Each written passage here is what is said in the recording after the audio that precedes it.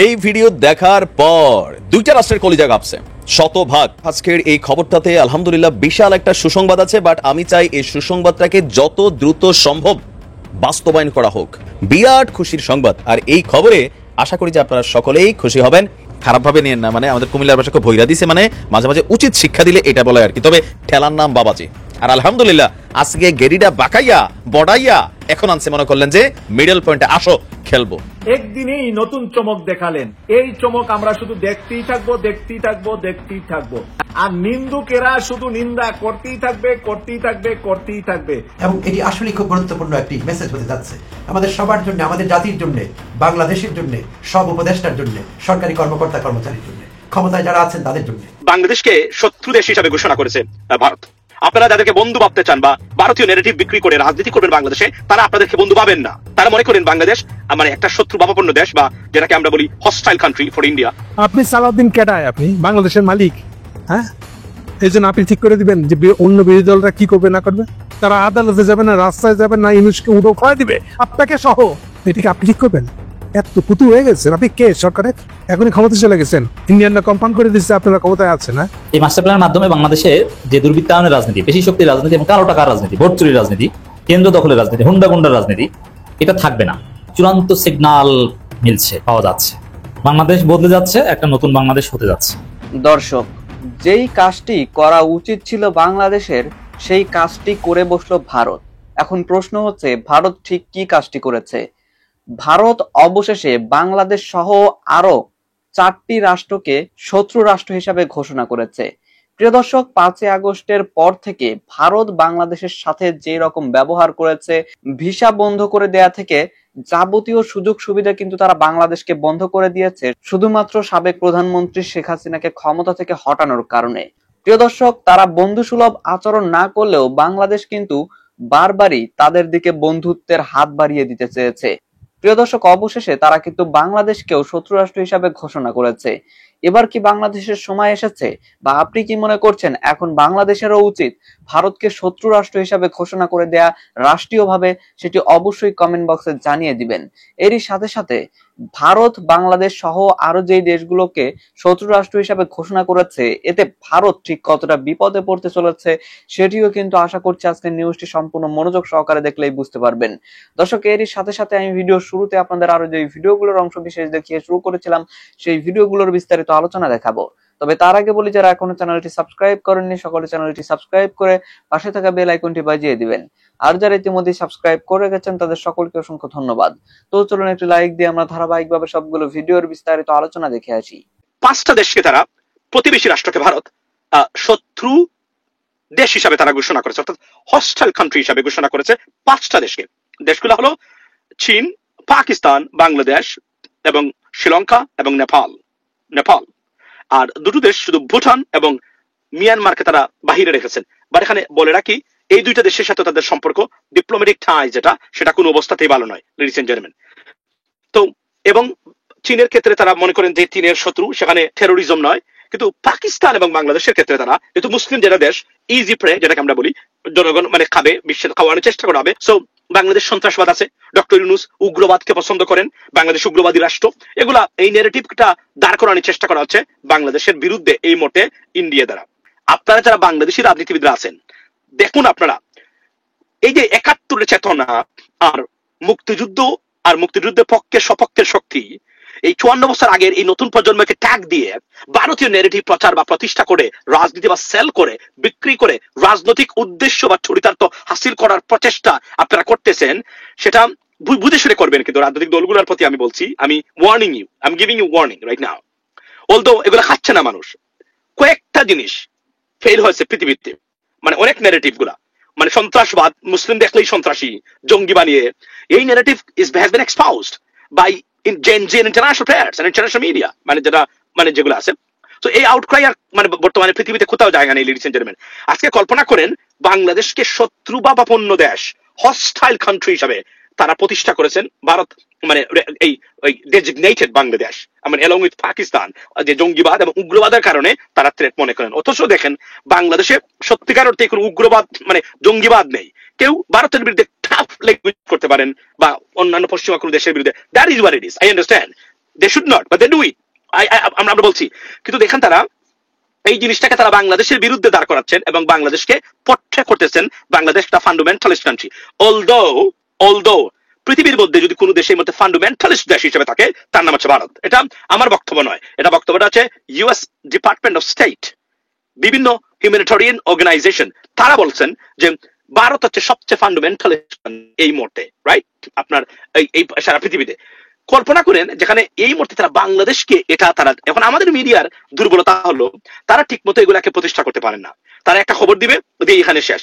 আমরা ভারতের রিপাবলিক বাংলার মতো দু একটা চ্যানেল বাংলাদেশে দরকার, ladies and gentleman, trust me. আমি যদি সময় করতে পারতাম আমি এটা দায়িত্ব নিতাম।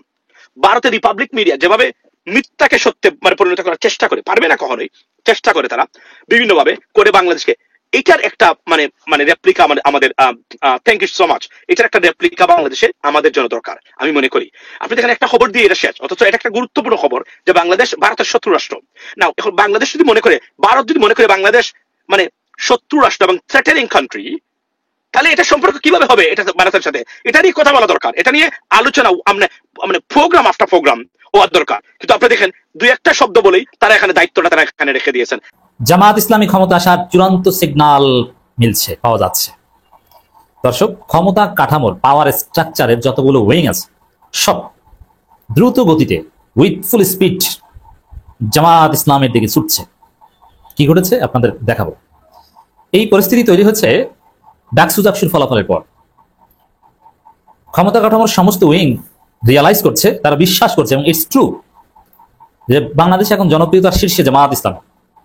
কারণ তারা চাঁদাবাজি করে না, তাদের বিরুদ্ধে বিএনপি বলে যে তারা ব্যাংক দখল করেছে, কিন্তু এটা পাগলও বিশ্বাস করে না। নিজেদের প্রতিষ্ঠিত ব্যাংক নিজেরা নিয়ন্ত্রণ নেওয়ার চেষ্টা করছে, এখন পর্যন্ত পুরোপুরি পারে নাই। এটাকে ব্যাংক দখল করা, ওটা জিয়াউর রহমান কবর থেকে এসে বললো বিএনপির এক কর্মীও বিশ্বাস করবে না, যে বলে সেও বিশ্বাস করে না। ইসলামী ব্যাংক জামাত দখল করেছে, পাগলও বিশ্বাস করবে না। এই কথা যে বলে এর মানুষ বলে যে পাগল ছাগল, কি স্টুপিড মার্কা কথা। বলে জামাত ব্যাংক দখল করেছে, কি হয়েছে ইসলামী ব্যাংক নিয়ন্ত্রণ করেছে, এটা কোনো কথা? মানরাত ইন্টারন্যাশনাল ইউনিভার্সিটি অমুক তমুক এটা নাকি দখল করেছে, এটা বিশ্বাস করবে? আইআইইউসি চট্টগ্রামের এইসব উদ্ভট কথা বলছে। হোয়াট এভার, মানুষ দেখছে জামাত চাঁদাবাজি করে না, তারা মানুষের জন্য কাজ করছে, তাদের চরিত্র ভালো, তারা দুর্বৃত্তায়নের রাজনীতি করে না, তারা চেতনা ব্যবসা করে না, তারা সৎ, যোগ্য, নারী বান্ধব।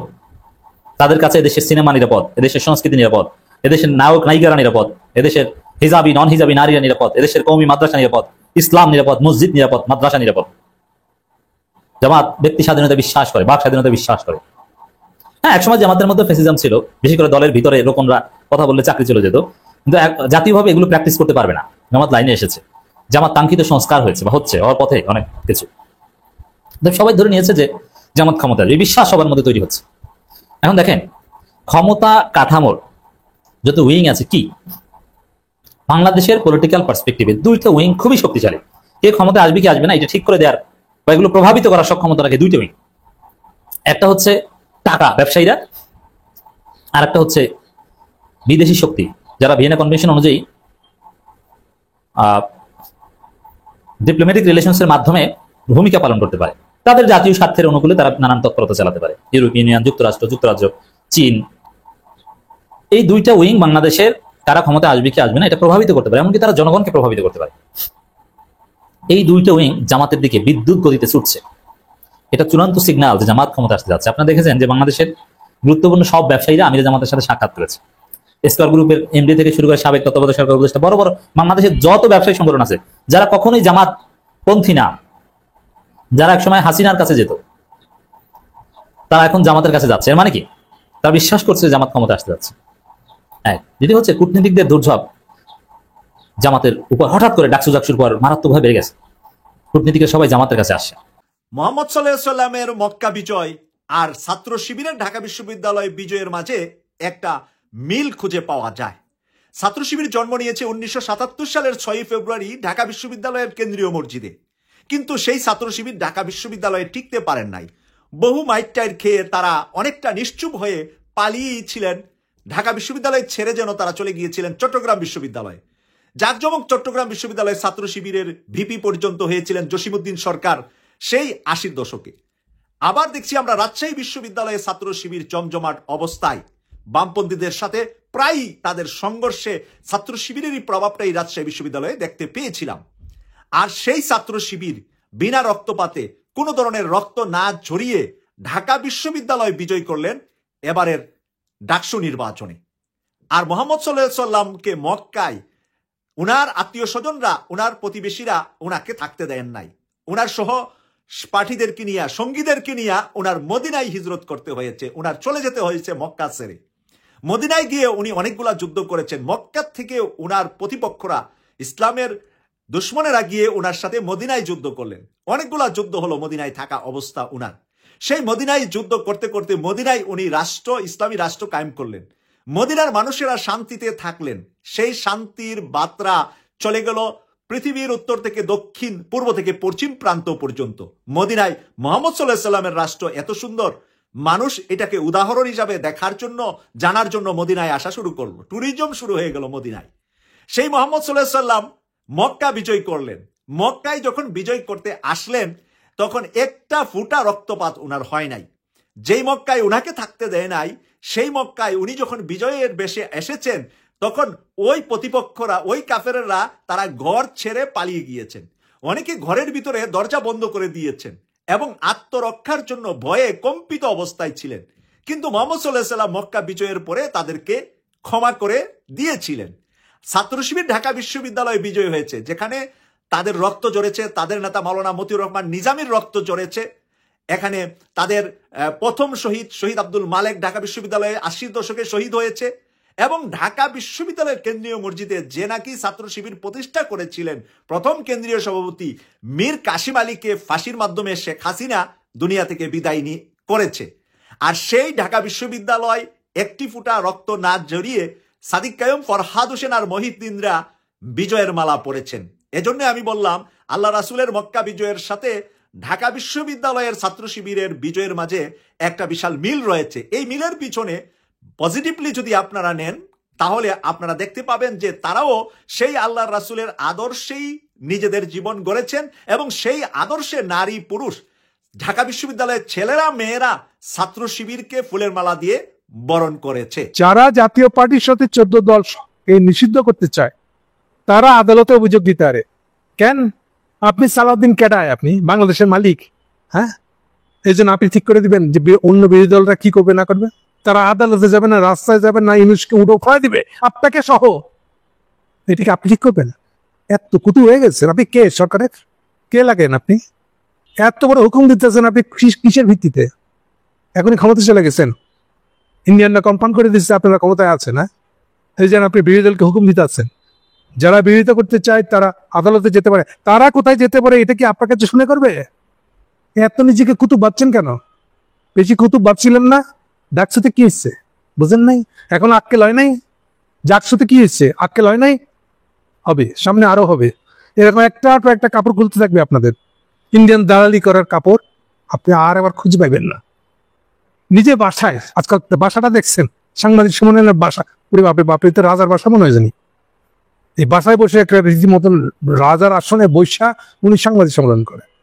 সেইখানে বসে তুমি বলতেছেন অন্যান্য দলের সঙ্গে, দলের বিরুদ্ধে বিএনপি দলীয় অবস্থান ব্যাখ্যা করতেছে। কি সাংঘাতিক! আর ততদিক বড় করে এই রিপোর্টটা ছাপতেছে আমাদের প্রথম আলো। কি মজা না? হ্যাঁ, ছোড়ে ছোড়ে মাসুতো ভাই ইন্ডিয়ান দালালদের মধ্যে একটা ভাই ভাই আলাপ হয়েছে, ভাই ভাই সম্পর্ক করে উঠছে। তারা ঠিক করবে বাংলাদেশের বিএনপি বাদে বাকি দলগুলা কিভাবে কি করবে, এটা কি তারা ঠিক করবে?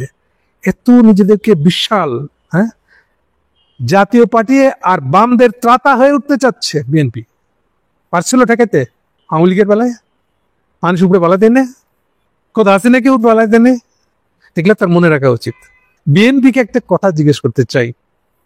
বিএনপি এই যে 21-22-23 2021-22-23 যে আন্দোলন করছিল, কেন আন্দোলন করছিল? কেন আদালতে যায় নাই কেন? এই যে এখন বাকি সবাইকে যে আদালত দেখাইতেছে, সালাউদ্দিন সাহেব আপনি আদালত দেখান নাই কেন?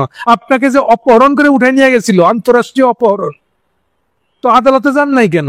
ওইখানে 9 বছর পরে থেকে আরো বেশি করে ইন্ডিয়ান দালাল নিয়েছিলেন কেন? আদালতে গেলে হইতো না? আপনার বউ তো ছিল বাংলাদেশে, আদালতে যাইতো। আদালত মারান, হ্যাঁ, আদালতে গিয়ে সলভ করেন নাই কেন? সবই তো আদালতে সলভ করা যায়, জান, তাই না? এ তো আপনি তো দায় দাবি করতেছেন। জাতীয় পার্টির এই লুচ্চামি, এই বামপন্থীদের এই লুচ্চামি যাতে আদালতে গিয়ে সলভ করা যায়, তাই না? তো তাইলে আপনারা সলভ করা যায়, আপনি জানেন না কেন কোর্টে?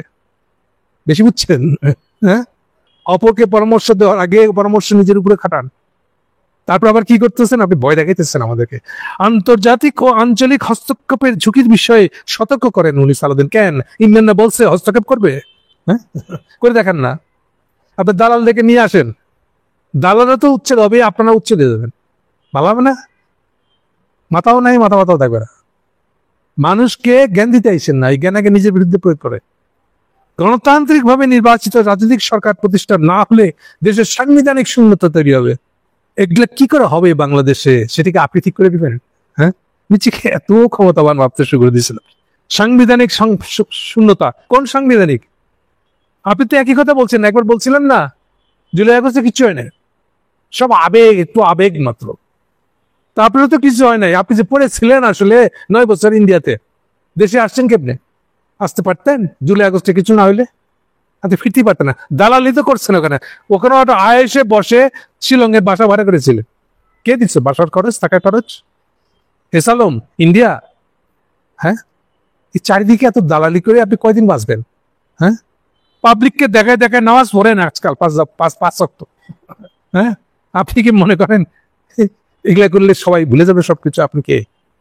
এগুলা করা তো আসলে আল্লাহকে বিরুদ্ধে ভালো, জেনে শুনে যে একটা পাবলিকের বিরুদ্ধে কাজ করছে। আপনি কি মনে করেন এর কোনো ইম্প্যাক্ট নাই? আপনি নামাজ পড়লে আপনার সব অপরাধ, সব পাপ ধুয়ে যাবে।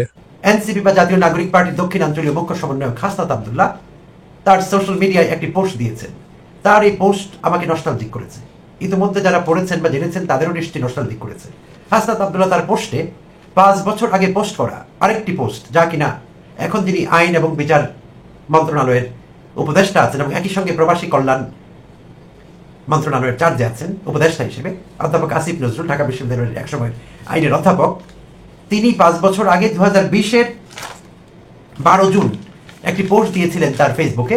আর সেখানে তিনি এটি ছিল আসলে হাইপোথেটিক্যাল, ইমাজিনারি একটি পোস্ট, যে আমি যদি কখনো ক্ষমতার ভাগিদার হই, আমি যদি কখনো ক্ষমতাশীল হই, আমি যদি পাওয়ারে যাই, তাহলে আমি কিছু বিষয় করব, কিছু বিষয় করব না। এই কাজগুলো আমি করব মানুষের ভালোর জন্য, রাষ্ট্রের ভালোর জন্য, দৃষ্টান্ত স্থাপন করবার জন্য, আর এই কাজগুলো থেকে আমি বিরত থাকবো। এরকম কিছু ইচ্ছা পোষণ করে তিনি একটি পোস্ট দিয়েছিলেন। সেই পোস্টটি শেয়ার করেছেন হাসনাত আব্দুল্লাহ। তো যারা সেই পোস্টটি পড়েছেন তো পড়েছেন, আমাকে সহ্য করবেন। যারা পড়েননি তাদের জন্য আমি সেই পোস্টটি পড়বো এবং আমি বিশ্বাস করি আপনারা এগুলোর সঙ্গে রিলেট করতে পারবেন। প্রিয় দর্শক, অনুগ্রহ করে ভিডিওটি শেষ পর্যন্ত দেখবেন এবং এটি আসলেই খুব গুরুত্বপূর্ণ একটি মেসেজ হতে যাচ্ছে আমাদের সবার জন্য, আমাদের জাতির জন্য, বাংলাদেশের জন্য, সব উপদেষ্টার জন্য, সরকারি কর্মকর্তা কর্মচারীর জন্য। শুরু করছি আসিফ নজরুলের আকাঙ্ক্ষাগুলো। যদি ক্ষমতা থাকতো আইন করতাম, এই ছিল শিরোনাম। বর্তমান বা সাবেক প্রেসিডেন্ট, প্রধানমন্ত্রী, মন্ত্রীগণ চিকিৎসা নিতে বিদেশে যেতে পারবেন না। ক্ষমতা, চাকুরি বা ব্যবসা কোনোভাবেই তাদের সন্তানরা সরকারের সাথে সংশ্লিষ্ট হতে পারবেন না। সপ্তাহে অন্তত একদিন তাদের গণপরিবহনে চড়তে হবে, পাবলিক ট্রান্সপোর্টে চড়তে হবে, বাসে, ট্রেনে। রাস্তায় চলাকালে তারা অন্য একটি যানবাহনও থামিয়ে রাখতে পারবেন না। সরকারি কর্মকর্তা, মন্ত্রী, প্রধানমন্ত্রী, উপদেষ্টারা যখন রাস্তায় চলাফেরা করবেন, রাস্তার গাড়ি থামিয়ে দিতে পারবেন না, কোনো লেন বন্ধ করতে পারবেন না। বিদেশ গমনের ক্ষেত্রে তারা অতি জরুরি ছাড়া কোনো সফর সঙ্গী নিতে পারবেন না। এই বিষয়ে সংসদকে জানাতে হবে। জনগণের টাকায় কোনো কিছু উদ্বোধন বা জনগণকে সাহায্য করার ক্ষেত্রে তাদের নিজের নাম ব্যবহার সম্পূর্ণ নিষিদ্ধ হবে। তাদেরকে মহামান্য, মাননীয় বলা নিষিদ্ধ হবে। তাদের ও তাদের পরিবারের দেশে বিদেশে সকল সম্পত্তি ও আয়ের বিবরণ জনগণকে জানাতে হবে। দুদকের একটি সম্পূর্ণ স্বাধীন ইউনিট শুধুমাত্র তাদের বিষয়ে নজর রাখবে। অন্যান্য ক্ষেত্রে আরো বহু কিছু করতাম। যারা লুটেরা, চোর আর সন্ত্রাসী, তাদের জীবন নরম বানিয়ে ছাড়তাম। 5 বছর আগে পোস্টটি করা হয়েছিল আর তাতে ভিউ দেখাচ্ছে 77K, 77,000 লোক সেটি দেখেছিলেন। 38.8K কমেন্টস হয়েছিল, 38,800 লোক কমেন্ট করেছিলেন। 25K শেয়ার হয়েছিল, 25,000 লোক সেটি শেয়ার দিয়েছিলেন। কম না। তো প্রিয় দর্শক, আজ 5 বছর পরে বা গতকাল কেন হাসনাত আব্দুল্লাহ এই পোস্টটি দিলেন? আমি ধারণা করছি যে গত পরশুদিন সোমবার দিন অন্তর্বর্তীকালীন সরকারের স্বাস্থ্য উপদেষ্টা জনাব নূরজাহান বেগম চিকিৎসার জন্য সিঙ্গাপুরে গেলেন। 3 দিন বা 4 দিন তিনি সিঙ্গাপুরে থাকবেন। আর গতকালই আমি এই উপলক্ষে একটি কন্টেন্ট বানিয়েছিলাম। আমি প্রশ্ন তুলেছিলাম যে তিনি যে সিঙ্গাপুরে গেলেন তার খরচ কে বহন করবে? ক্যান্সার রোগী তিনি একজন, দুর্ভাগ্যজনকভাবে আমি দুঃখিত বিষয়টি জেনে, কষ্ট পেয়েছি, তার আশু রোগ মুক্তি কামনা করছি আবারও। তো তিনি, আমি প্রশ্ন তুলেছি যে তিনি যে গেলেন, কার খরচে তার চিকিৎসাটি হবে? ক্যান্সার চিকিৎসা ব্যয়বহুল, নিশ্চয়ই রাষ্ট্রকেই বহন করতে হবে সেই ব্যয়। আর তিনি একা না, তাকে আমি টার্গেট করিনি, আবারও বলছি, তার প্রতি আমার সমস্ত সহানুভূতি সহমর্মিতা আছে। তাকে আমি টার্গেট করিনি, তাকে উপলক্ষ বানিয়েছি মাত্র, কারণ তার নামটি পত্রিকায় এসেছিল যে তিনি চিকিৎসা নিতে সিঙ্গাপুরে গেলেন। তো সেই জন্য আমি অনেকদিন থেকে ভাবছিলাম, আমি দেখতাম হাসিনা আমলেও ছোট ছোট কারণে রাষ্ট্রপতি আব্দুল হামিদ চোখ দেখাবার জন্য, স্বাস্থ্য পরীক্ষার জন্য সিঙ্গাপুরে দৌড়াচ্ছেন, অন্যরা সিঙ্গাপুরে দৌড়াচ্ছেন। সব আমলে এটি হয়েছে, বিএনপি আমলেও হয়েছে, আওয়ামী আমলে মহোৎসব চলছিল এইসব বিষয়ে। 2019-এ ওবায়দুল কাদেরকে লক্ষ লক্ষ টাকা খরচ করে, লক্ষ লক্ষ ডলার খরচ করে আসলে বাইপাস করিয়ে আনা হয়েছে সিঙ্গাপুর থেকে।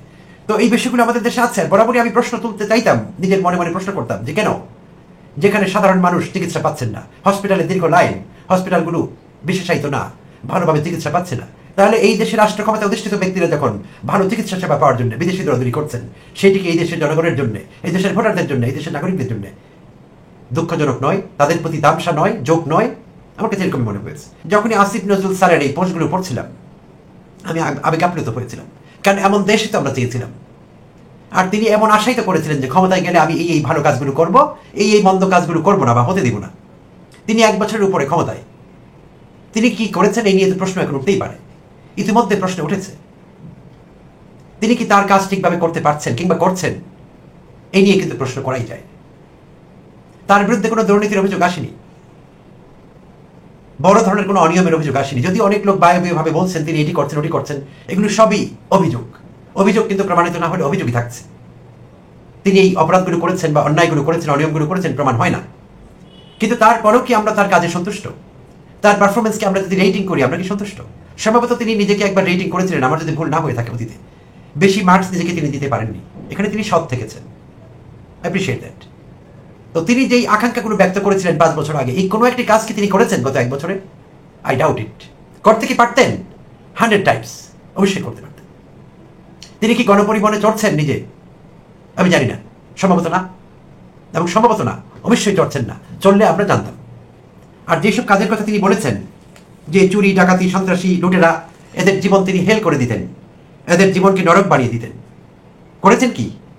এরকম ড্রাস্টিক অ্যাকশন কি তিনি নিয়েছেন?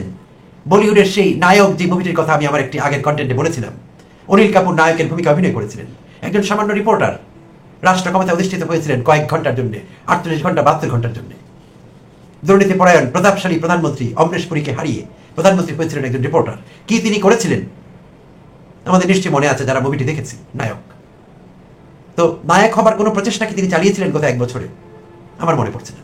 দর্শক, আমি আশা করছি আপনারা সকলে অত্যন্ত মনোযোগ সহকারে সবগুলো ভিডিও দেখেছেন।